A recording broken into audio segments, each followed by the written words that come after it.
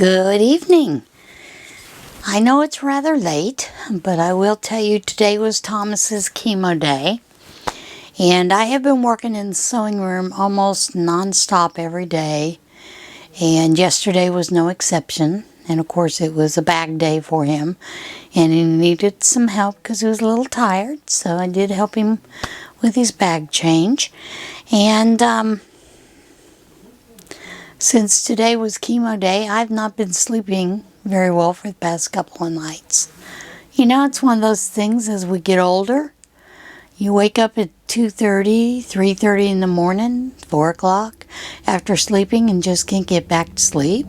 So generally what I would do is I'd get up and go work in the sewing room and then take a nap. Well, last night was no exception. We had to be at his chemo early. And so when I got home, after I went and got groceries, I came back home and took a nap. So yay, naps.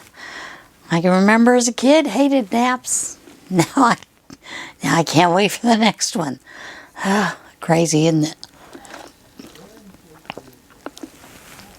We did get some really good news on his tumor markers. Today his tumor markers were 97, which 2 weeks there were 330.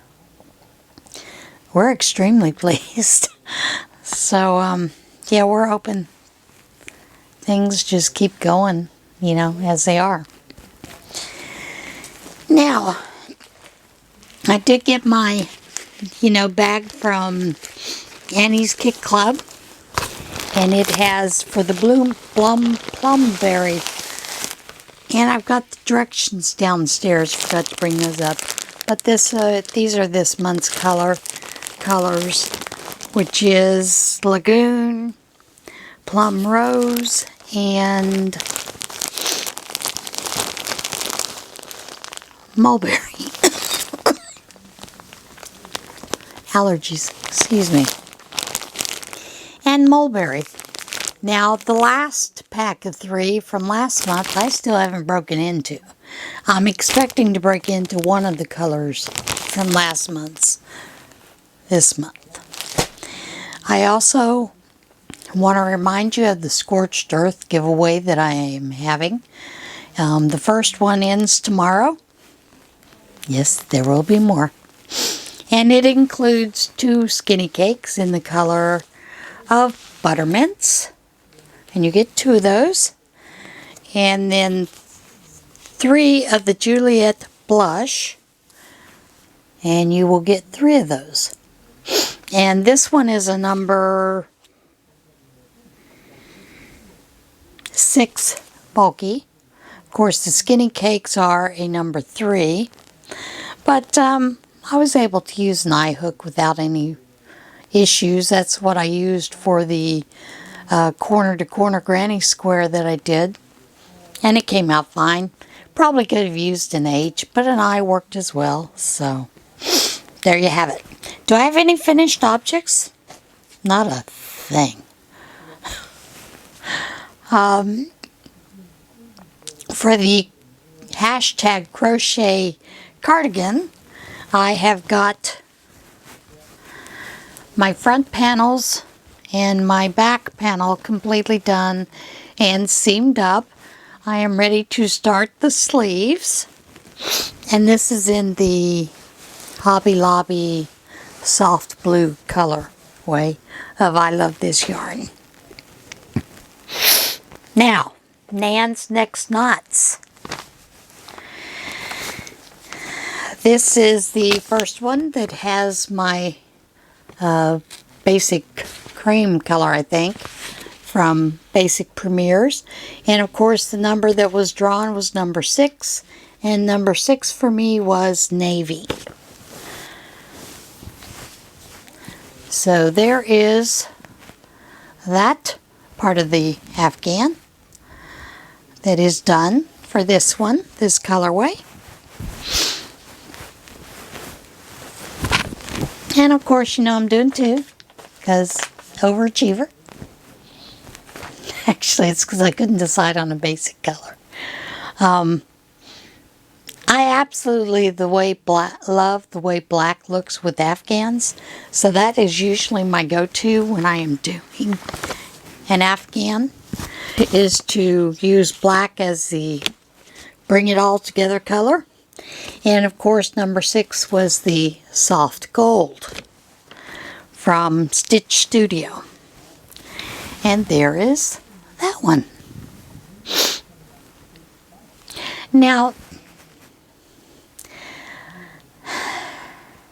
Judy at Witch Piece Craft has the make-along, and I have not done that section yet. And of course, the month is diamonds, and she has champagne picked as the color she picked was like a kind of buff to peachy color is the way she described it. But that kind of looks like champagne to me. So, I mean, every champagne I've ever had has been more of this golden amber color. Amber, gold.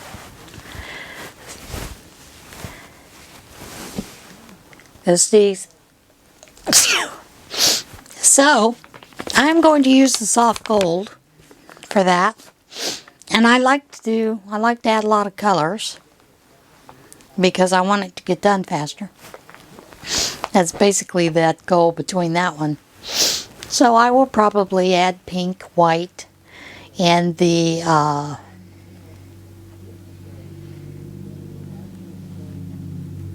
and that soft gold. Now, the cognac color, I have a color that is sort of brickish in look, which is what reminds me what cognac looks like that I've seen. So I may add that one in too, just because, you know, I just want to move that Afghan along further. Olivia's crochet along, choice crochet along.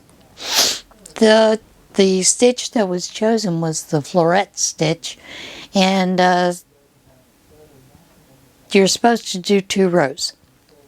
Now I wasn't real sure if we were supposed to do 2 sections is what maybe she meant, because it is a 2-row repeat, so I did 2 rows of the repeat.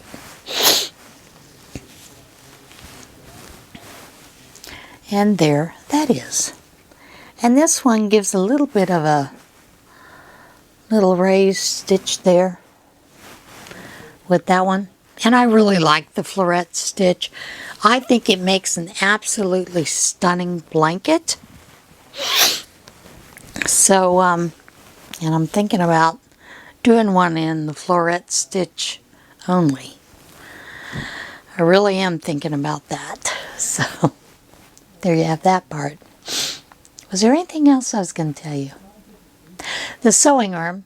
I thought about showing you a little clip of the disaster it was when I started, and I think I will. I'm going to put that in here.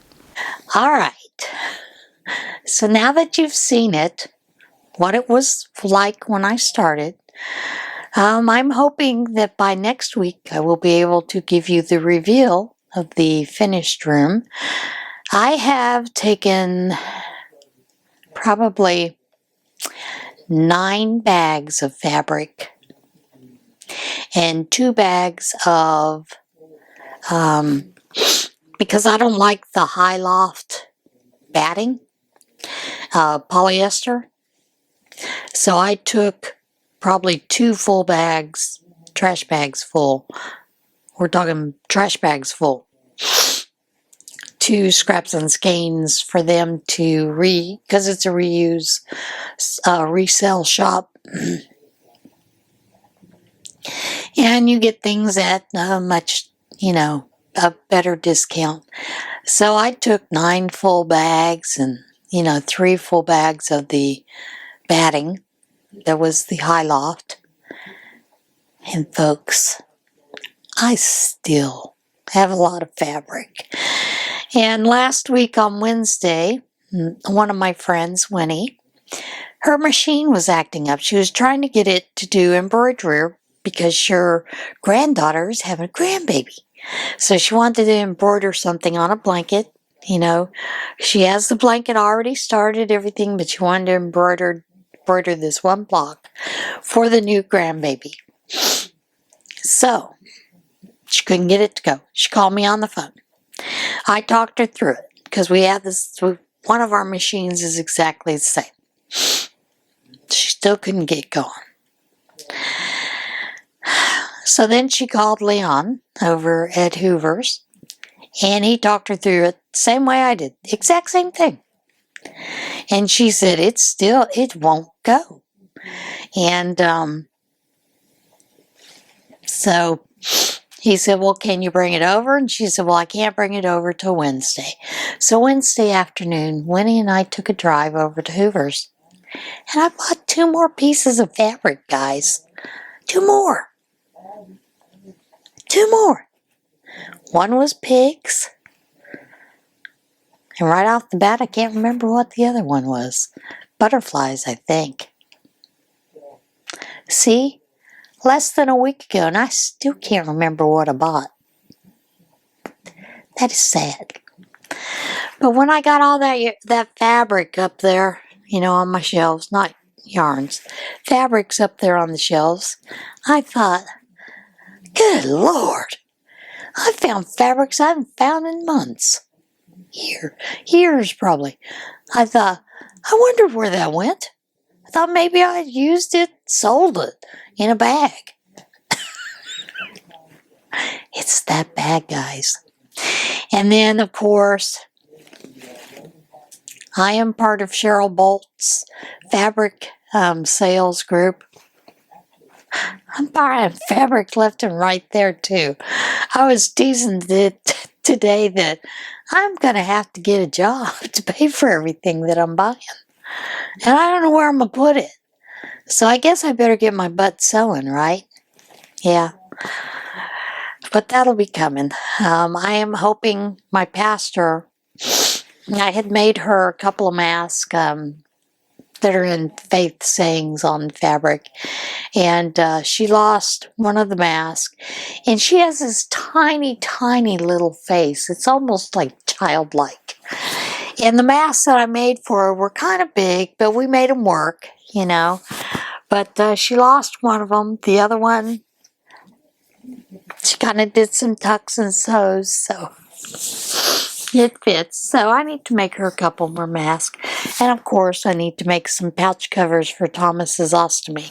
So that is my goal, to have some done by next week. I'm hoping that I can actually get in there by Thursday evening to at least film the way it looks. I do have half of the room cleaned up and half of the floor vacuumed.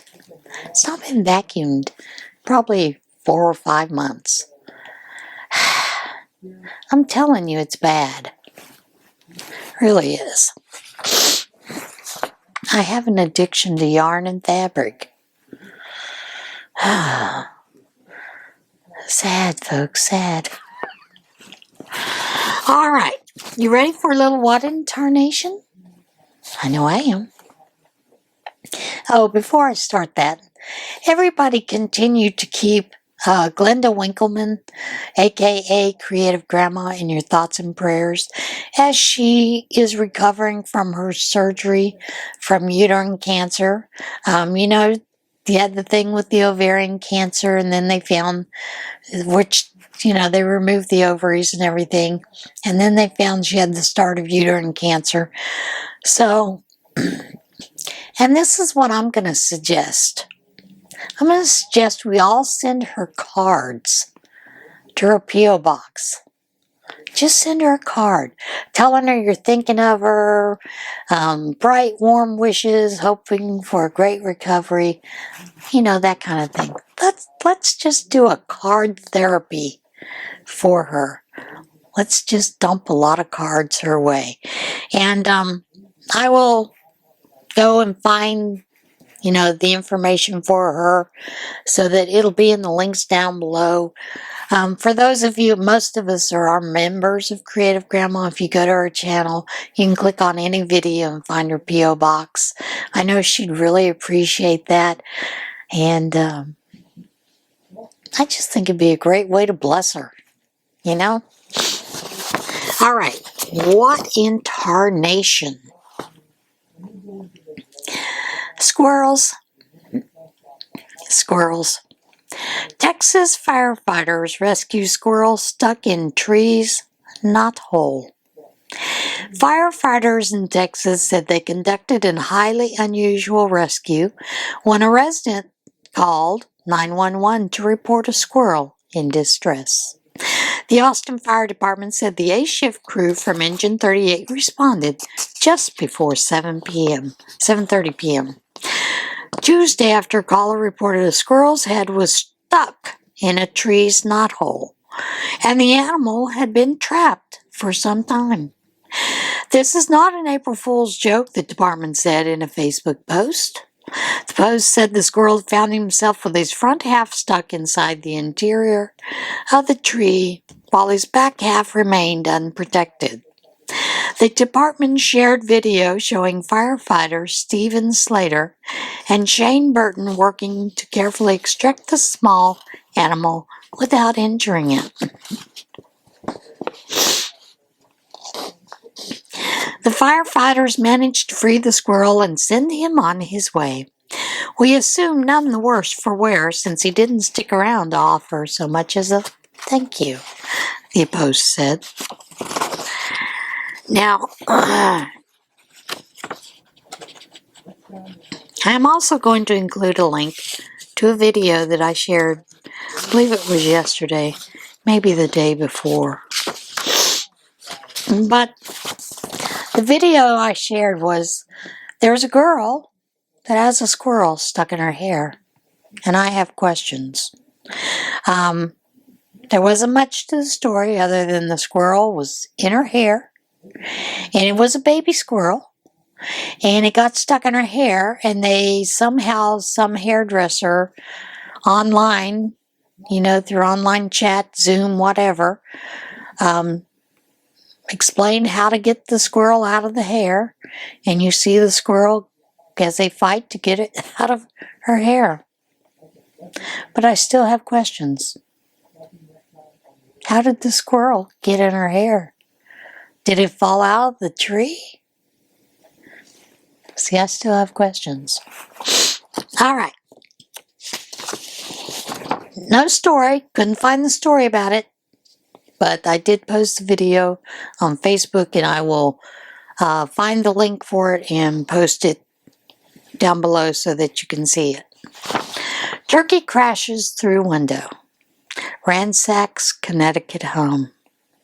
A Connecticut family received a shock when a turkey crashed through a window and left a path of destruction through their home. Sammy Gonias of West Norfolk, that's in a different state, Norwalk, said she and her daughter Scarlett, 6, were making a dessert pizza. Ooh, sounds delicious. When the turkey smashed through the dining room window. Right before, we saw a couple turkeys walking in the yard, and 2 minutes later, one flew through the window. She told CT Insider, I didn't know what was happening. I saw a turkey on the floor and heard glass breaking. It is so loud. Sounded like a movie when someone crashed through it. Gonias said the turkey fought with her Jack Russell Terrier, Carolyn, and rampaged through the kitchen, living room, and dining room, while her husband, Jason, attempted to catch it. I wish there was video. There's just pictures of the destruction. The couple ended up calling Norwalk Police Department for help, and Officer Andrew Ronsinski responded to the home. Ronsinski and Jason were able to capture the turkey using a blanket and a recycling bin and taking it outside where it was released. There were no injuries to the human or canine residents of the home, and the turkey left on its own accord, the police department tweeted. I wish there'd been video.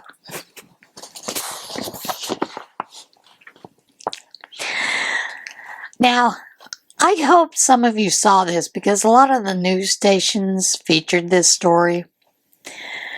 But I have to admit, it was frightening seeing this deer crashing through the bus window and landing on that kid that was trying to take a nap. Deer crashes through school bus windshield, wakes sleeping student. A deer crashed through the windshield of a Virginia school bus and landed on a student who was taking a nap during the morning commute. Powhatan County Public Schools shared footage from the vehicle's onboard camera, which captured the 6 a.m. Thursday incident. The footage shows the bus in transit when a deer crashes through the windshield on the opposite side from where the driver is seated and flips over a seating barrier to land on a student who was sleeping. We all know it could have killed the bus driver if it had come through the bus driver's window. And where would the students have been then?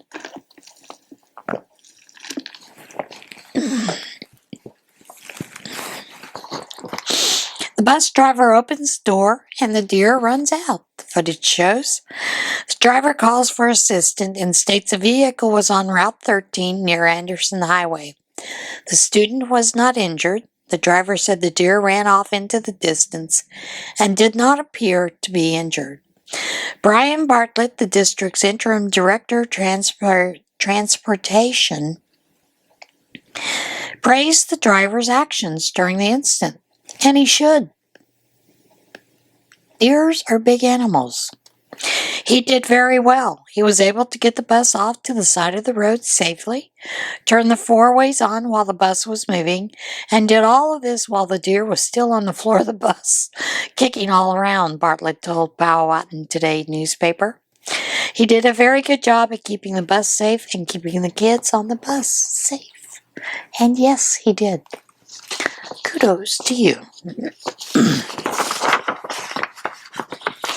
Now, this next story comes to us from Brooklyn, and the sound is rather annoying. Screeching noise from luxury condo torments Brooklyn neighborhood. A shrill sound is tormenting the neighbors of a luxury condominium. That's a hard word to say. Condominium building in Brooklyn, New York. The building at 347 Henry Street in Cobble Hill, marked as 5 River Park, has been called the Whistling Condo by some, but others say the nickname doesn't describe the maddening noise. Whistling can be pleasant.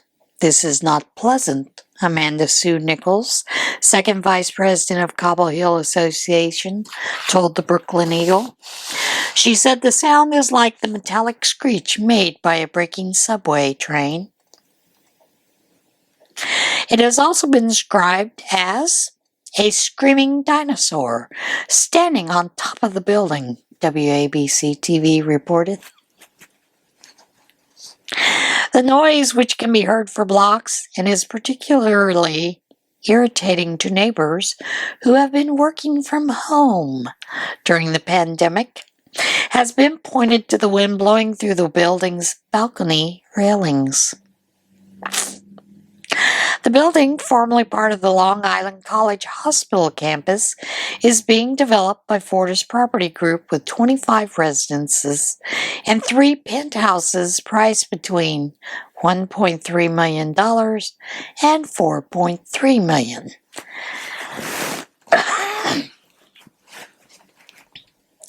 We responded immediately when we were made aware of the wind-related noise, and we have identified an adjustment to the balcony railings that we believe will remediate the issue, Fortis spokesman George Shea told the Eagle. And it's a weird noise. I cannot imagine trying to work from home, listening to that, and it changing with depending on how fast the wind is blowing. It's crazy. Sorry about the coughing. The allergies are pretty bad today. 19-pound cat missing for 28 days, found in neighbor's chimney. Sorry about the light. Even the light was shocked by that. A Washington state woman said her 19-pound cat was missing for 28 days before being found in a place she never considered the portly feline could fit: her neighbor's chimney. Caitlin Werdeberger said the house next door to her Union Gap home was vacant and under construction when Piper, her 19-pound tuxedo cat, went missing from her house. Wertenberg said she put up flyers, searched the area, but there was no sign of Piper. She said that 28 days later, after her new neighbors had moved into the home, one of them told her they'd been hearing meowing inside their home for about 5 days. The neighbors invited Wertenberg to come search their home, and she found the feline stuck in the fireplace damper. How the heck did that cat get there? She's a big cat. I didn't think she could fit down a chimney, Wertenberger told KEPR-TV. I didn't want to get my hopes up too much.